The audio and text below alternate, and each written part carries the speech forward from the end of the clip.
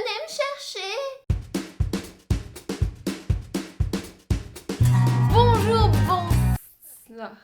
Je me suis aperçue très récemment que cette phrase d'entrée était déjà utilisée. En même temps, je suis pas allée chercher extrêmement loin, donc voilà, je veux pas qu'on vienne me taper dessus, donc je vais essayer de trouver autre chose, ou alors peut-être qu'on s'en balèque. Salut tout le monde, j'espère que vous allez bien. Les personnages principaux de séries qui sont insupportables, c'est un vaste sujet que j'ai abordé dans une précédente vidéo qui était un test de personnalité pour savoir quel personnage vous étiez parmi 800 personnages différents. Si ça vous intéresse, je vous la mets quelque part, je sais pas où. Attention, il risque d'y avoir des spoilers dans cette vidéo. Donc ce qu'on va faire, c'est qu'à chaque fois que je parlerai d'un personnage, en bas là, je mettrai un petit timecode vous permettant de passer directement au prochain personnage pour vous éviter d'être complètement spoilé. Mais avant de commencer cette vidéo, je voudrais faire un avant-propos. Oui, attention, ici ça devient littéraire, hein. On va partir en thèse, antithèse, synthèse, préface, postface, Lilou Dallas, Corben Multipass. Les vrais auront la ref. Lilou Dallas Multipass. Donc avant de commencer la vidéo, je voudrais faire un petit avant-propos. Quand j'ai commencé à faire la liste des personnages principaux que je trouvais insupportables, je me suis aperçue que je ne listais que des personnages féminins. Ce qui m'embête beaucoup parce que je me suis dit pourquoi les personnages féminins seraient chiants et pas trop les personnages masculins, et j'ai une petite théorie. Je pense que depuis longtemps les personnages féminins sont écrits par des hommes et sont soit mal écrits, soit écrits avec un petit côté vieux jeu qui fait que globalement les nanas sont des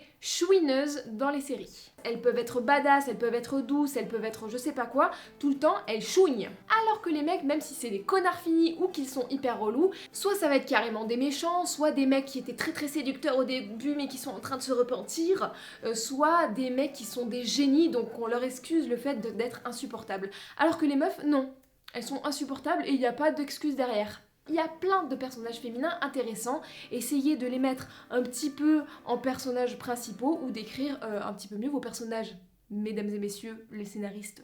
Rassurons-nous, de toute façon, j'ai trouvé suffisamment de personnages insupportables pour parvenir à une équité. Évidemment, attention, ce n'est que mon avis, d'une part, et d'autre part, c'est de l'humour, bien sûr. Hein. Vous avez largement le droit d'adorer ces personnages. Vous faites bien ce que vous voulez. Attention, on ne parlera pas des personnages principaux qui sont construits pour être insupportables, comme Rachel Berry dans Glee ou encore Sheldon Cooper dans Big Bang Theory. Comme pour les autres vidéos de ce style, ce sera pas vraiment un top dans l'ordre, c'est juste 7 personnages principaux que je trouve insupportables, à part le premier personnage qui m'a carrément gâché la série. Numéro 7, Sabrina Spellman des nouvelles aventures de Sabrina. J'ai pas mal apprécié la série lors de la saison 1, à partir de la saison 2 ça part en couille, tous les personnages sont relous. J'ai tenu quand même jusqu'au premier épisode de la saison 3, mais après, basta cosy. Hein. Je ferai peut-être d'ailleurs un jour une vidéo sur les séries que j'ai arrêtées, si ça vous intéresse, dites-le moi en commentaire. Revenons-en à Sabrina. Au début elle est cool, elle est attachante, mais très rapidement, elle prend un boulard pas possible, elle est avide de pouvoir, elle devient arrogante, elle se prend pour la sauveuse du monde et la meuf la plus badass de tout le lycée, alors que c'est juste une sainte nitouche trop égocentrique pour faire attention aux problèmes de ses amis et qui se prend pour une énorme rebelle. Hell's under new management now. I'm the devil's worst nightmare. C'est peut-être la façon de jouer de Kiernan Shipka qui me rend Sabrina aussi agaçante, je ne sais pas si c'est sa manière vraiment de jouer ou si elle a été dirigée comme ça par les créateurs. Dans la même série, Rosalind est vachement moins relou, elle est plus tournée vers les autres, moins drama queen et moins égocentrique, mais bon ça c'est au début parce que rapidement comme je vous l'ai dit, tous les personnages deviennent très chiants.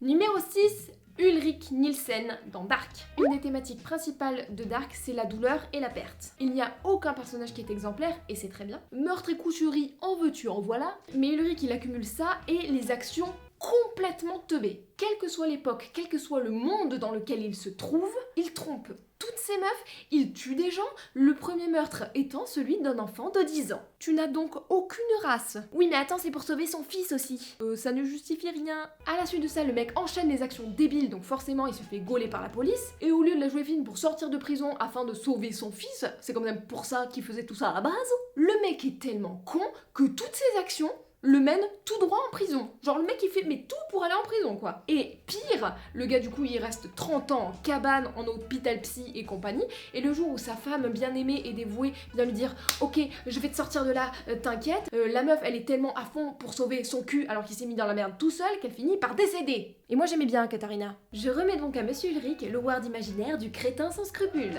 Bravo.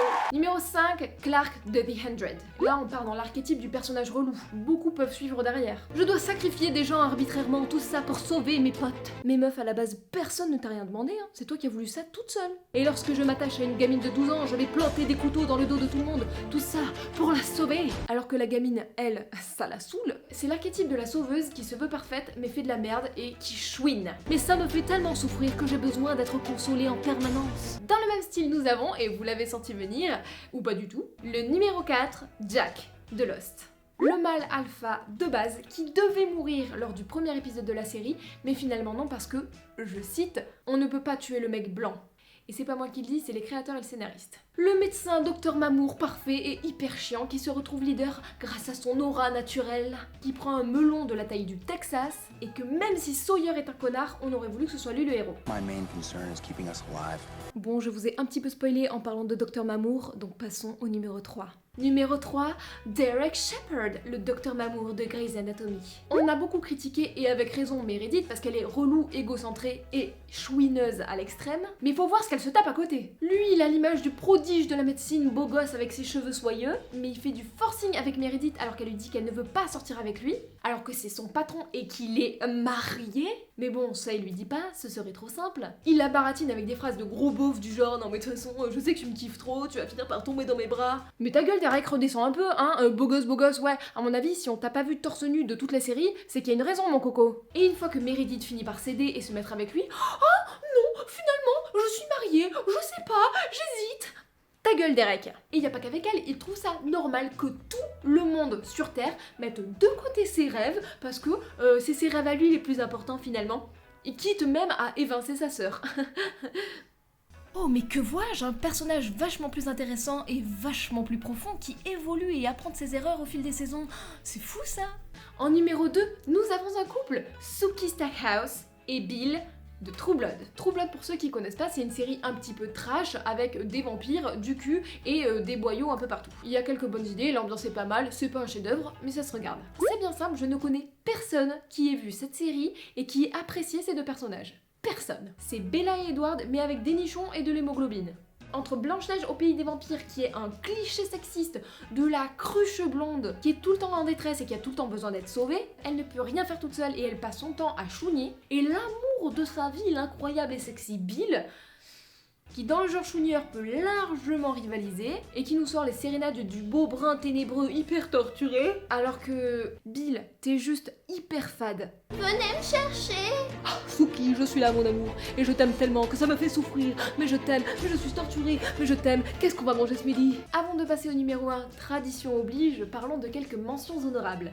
Nous avons les 4 filles de Sex and the City, avec celle qui balance à longueur de journée des clichés sexistes, la snobinard devenue tout droit des années 50, la contrôle fric hyper méprisante, et évidemment notre chouineuse égocentrique parce que sans elle, ce serait pas tout à fait pareil. Nous avons aussi tout le casting de Gossip Girl, et on retrouve notre chouineuse égocentrique, notre peste sans cœur, notre vieille tordue, et évidemment, le psychopathe pervers. Pas mal celui-là.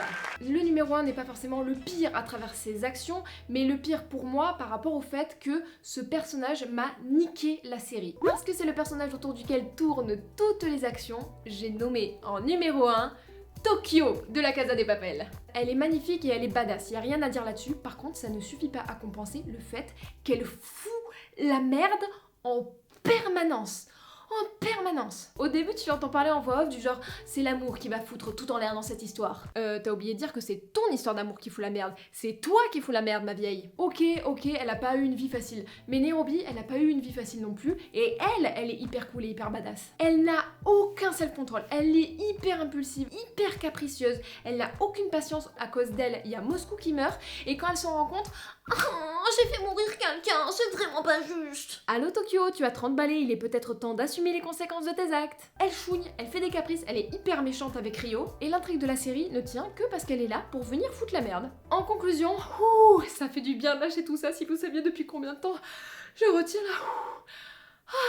Je ne parle évidemment que des personnages, je ne remets pas en question pour la plupart du temps le jeu d'acteur. Ces personnages sont parfois nécessaires à l'intrigue, c'est juste que vraiment, des fois, ils sont insupportables et pas très bien écrit. Je serais super curieuse de savoir quel personnage de série vous trouvez insupportable, donc n'hésitez pas à venir le dire en commentaire. Il y a évidemment beaucoup plus de personnages que j'adore, je sortirai peut-être une vidéo là-dessus, un de ces quatre. Et en attendant, merci beaucoup d'avoir regardé la vidéo jusqu'au bout. Si elle vous a plu, n'hésitez pas, si vous en avez envie, à liker en masse la vidéo, ça aide beaucoup la chaîne.